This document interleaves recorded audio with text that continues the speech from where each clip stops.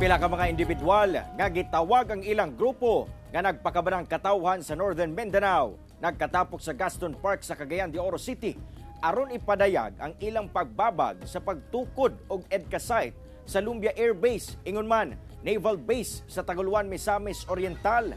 Gipakita sab sa grupo ang ilang suporta ngadto kang Vice President Sara Duterte. Ani ang report.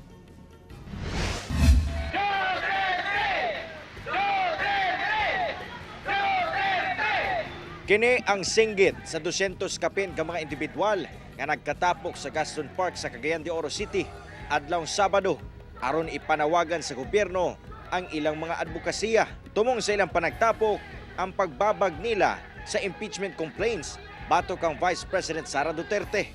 Atol sa mong panagtapok, aduna pay libreng t-shirt printing alang sa mga mitambong. Usasab sa ilang gipanawagan ang ilang pagbabag sa pagtukod sa Enhanced Defense Cooperation Agreement kun EDCA sa Lumbia Air Base, ingon man Naval Base sa Taguluan, Misamis Oriental. Nabalaka na lugar mi mo nang magpakabana na magsaba-saba mi para nga makadungog ang mga tao o ang panggobyerno dito sa kaulungan. Kay murag dili na gyud maayo ang mga gakahitabo karon sa atong kwarta sa Pilipinas. Usasab sa gikwestiyon sa grupo ang daw kanunay nga pagpanghatag karon og ayuda sa katawhan nga dili matud pa solusyon sa problema sa kagutom. Maoning na ani karon kay daghan may mga issue kita nimo nang rampant illegal drugs, high crime rate nato.